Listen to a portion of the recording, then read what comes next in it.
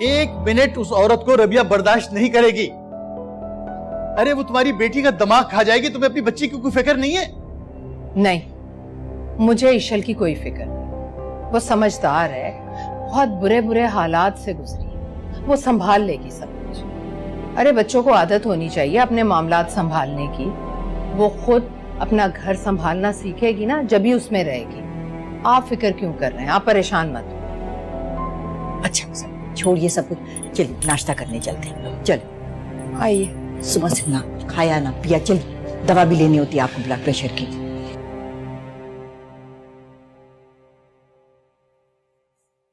जरीना, अस्मा को बुला लो नाश्ते के लिए। कोई जरूरत नहीं उसको बुलाने की, नाश्ता उसके कमरे में भिजवा दो।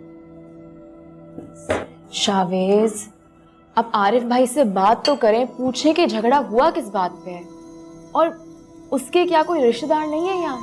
लिसन, आई डोंट केयर उसके कोई रिश्तेदार हैं या नहीं। जहां तक मुझे याद है उसके डैड होते थे सिर्फ यहाँ, और मैं भी उनसे कभी नहीं मिला। शावेज, मुझे तुमसे जरूरी बात करनी है। मैंने तुमसे कोई बात नहीं की। क्यों नहीं करनी? क्यों नहीं करनी बात? मैं तुम्हें बताना चाहती हूँ मैं किस कर्ब से गुजरी हूँ। मैं अमेरिका गई थी बिजनेस एम्पायर खड़ा करने के लिए। जितने पैसे लेके गई थी सब डूब गए। मेरे पार्टनर ने मुझे चीट किया। मैं कितनी मुश्किलों से वहां से आई हूं। मैंने सब कुछ बेच के अपना कर्ज उतारा है। मैं जानती हूं मुझसे गलतियां हुई हैं। मैंने ईशल से बदतमीजी की है। मैं तुम्हारे साथ ठीक नहीं थी, लेकिन मैं माफी मांग रही हूं। प्लीज मुझे इस घर से मत निकालो। ये मेरा आखिरी आसरा है शावेज। लिसन, नहीं हूं मैं तुम्हारा आसरा। मुझे कोई दिलचस्पी नहीं तुम्हारे साथ क्या हुआ क्या नहीं हुआ। You understand? I don't care. But Chavez, What the hell is this?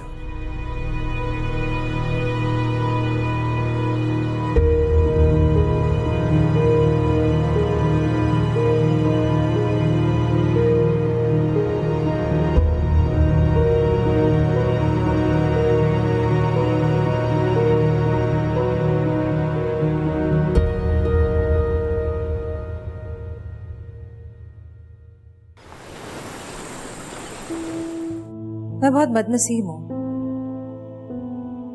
मैंने जिंदगी में खुशियां बहुत कम देखी। ईशल, बचपन में मैंने अपने बाप को अपनी माँ से कभी भी ठीक तरीके से बात करते हुए नहीं देखा। घर में बस यही रहता था। मेरी आंख खुलती थी तो उनके चीखने चिल्लाने से। कसम से तुम अगर मेरी जगह होती ना तो तुम्हारा भी दम घुटता। कभी कभार तो मैं सोचती थी कि खुदकुशी कर लूं और खत्म कर दूं इस सब को। तो वो ऐसा क्यों करते थे? पता नहीं। मैंने कभी पूछा नहीं और मम्मा ने कभी बताया नहीं। लेकिन जब भी मैंने इस बात का जिक्र किया तो मम्मा ने हमेशा मुझसे ये कहा कि दुनिया में औरतों की कोई जगह नहीं है। आदमी औरतों को हकीर समझते हैं, पांव की जूती की तरह, जब चाहे ठोकर मारते हैं।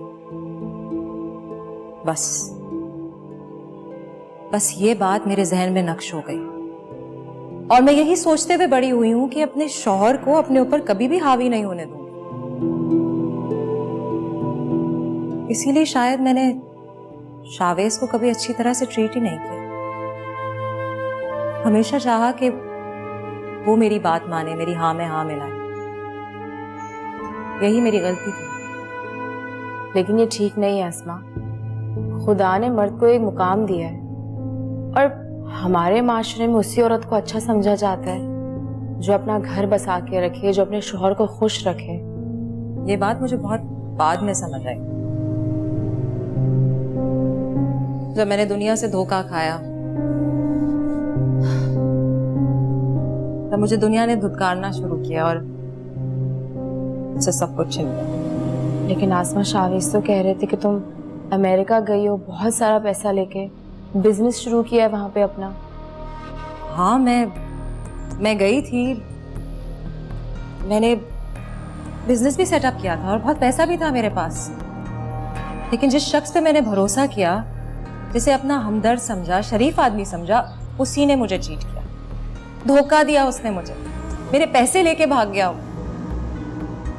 मुझे उस वक्त कुछ समझ नहीं आया कि मैं क्या करूं, क्योंकि मेरी डील फाइनल नहीं हुई थी, लेकिन लोगों की तनख्वाहें तो मुझे देनी थी ना। मैंने अपना जेवर बेचा और बड़ी मुश्किल से अपना कर्जा उतार के यहाँ वापस आई।